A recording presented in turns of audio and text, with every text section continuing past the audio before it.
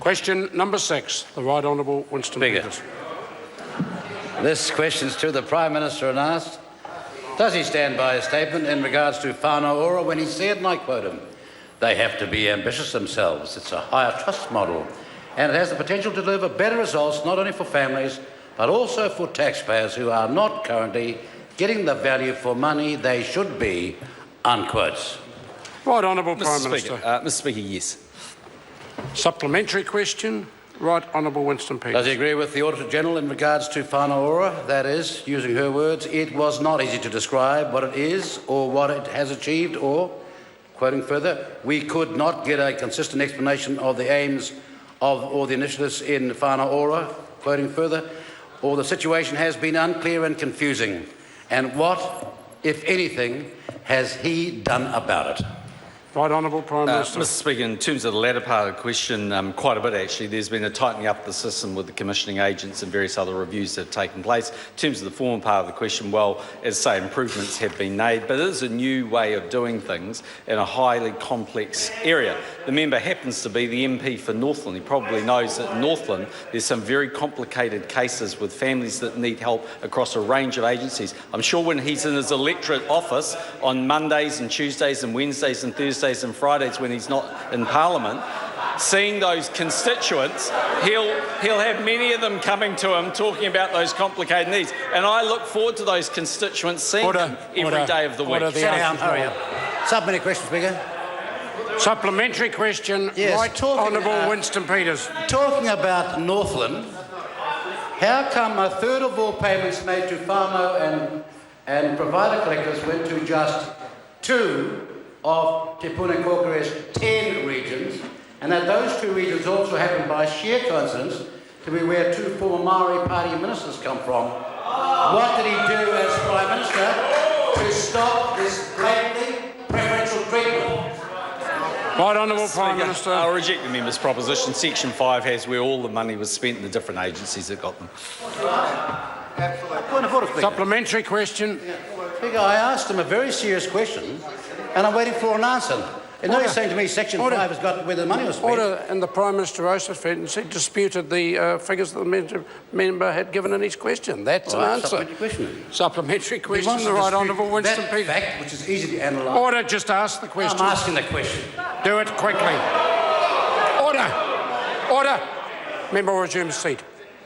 Now he will stand and withdraw that remark immediately or leave the chamber. Which remark, Mr Speaker? Stand and withdraw without embellishment. Well, I withdraw the remark if it was offending you, but I had 2 remarks there. Order. Just withdraw the remark, Well, otherwise I'll be... Now, the member, when I ask him to take a supplementary question, he stands and simply asks the supplementary question. Supplementary question, Right Honourable Winston. Speaker, is he aware, if he wants to put that graph of expenditure into contention, that nearly a quarter of all individual assessing Whānau Ora funding through the WIE fund between 2010, well, I wrote it myself, unlike that clown up there. Able to do my own homework. Order! Any research partner tell me. Order! Oh. My patience will expire very quickly with this member.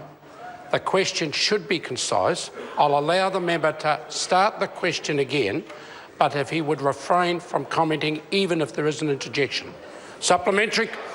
Supplementary question, the Right Honourable Winston Peters. Aware that nearly a quarter of all individuals accessing Whānau Ora funding through the WII fund between 2010 and 12 went to just 1 of Te Puna Kokore's 10 regions, and in that region was where the former Minister for Whānau Ora herself came from. If so, what, if anything, do you do about that bias?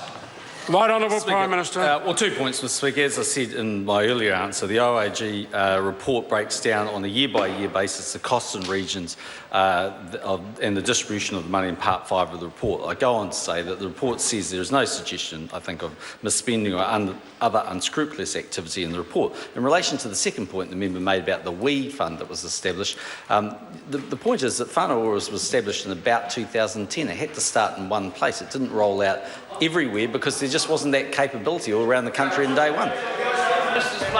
Supplementary question. Supplementary question, Right Honourable Winston Peters.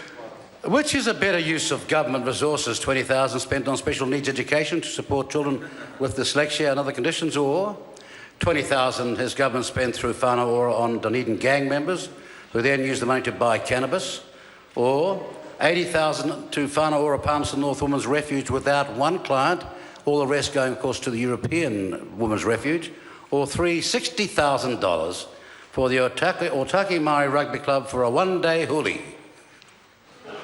Right, Honourable Prime Minister. Speaker, I don't have the details of every individual one of those, but what I can say is this.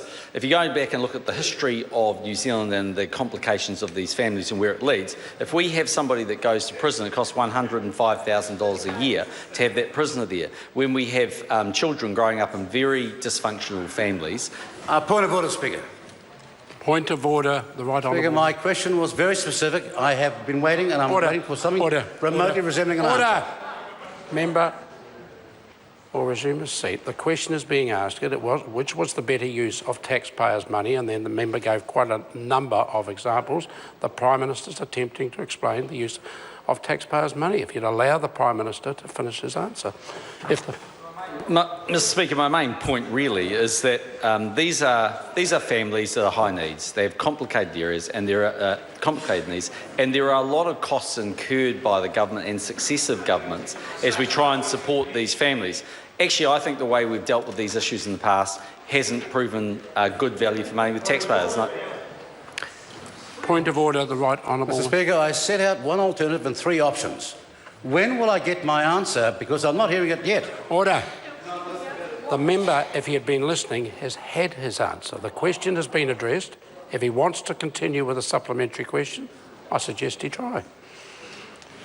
Question number 7, Grant Robertson.